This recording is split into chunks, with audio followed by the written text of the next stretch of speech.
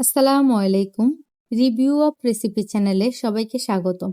আজকে দেখাবো mash life রান্না টিউটোরিয়াল, মানে কিছু না থাকলে বা প্রচুর আলসি লাগলে সহজে তৈরি করার জন্য আইলসা রেসিপি। তার জন্য 1.5 কাপ ভাতের চাল, 1 কাপ মুগ ডাল, 1 কাপ মসুর ডাল মিশিয়ে ভালোভাবে ধুয়ে পরিষ্কার করে নিব। এটাই যা একটু কষ্ট আর কি। আপনারা চাইলে আরও কম ডাল ইউজ করতে পারেন। এরপরেতে পেঁয়াজ, মরিচ এবং একটা টমেটো দেব। হাতের কাছে থাকা যে কোনো সবজি দেয়া যায় অথবা স্কিপও করা যায়। আমি খিচুড়িতে সবসময় 1টা বা 2টা আলু একদম পাতলা করে কেটে দেই, বাট আনফরচুনেটলি আজকে দিতে ভুলে গেছি। যা হোক, এবার 2 চামচ মরিচ গুঁড়া, 1/2 চামচ হলুদ গুঁড়া এবং 1 চামচ মশলা,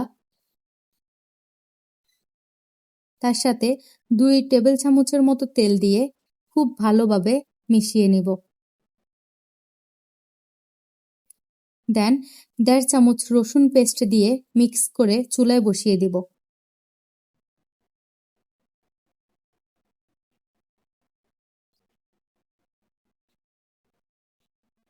খুব ভালোভাবে নেড়ে এটা মিশিয়ে নিতে হবে।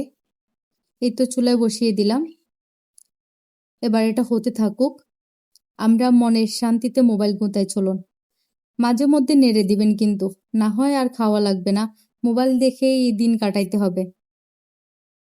আলসি ভালো, তবে এত আলসি ভালো না। আবারও বলতেছি, মাঝে মধ্যে এসে নেড়ে দিবেন, না হলে কিন্তু আর খাওয়া দাওয়া করা লাগবে না।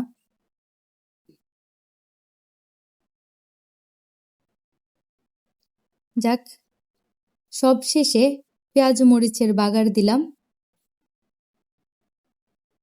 এখন আরো 5 মিনিট রান্না করে নিব।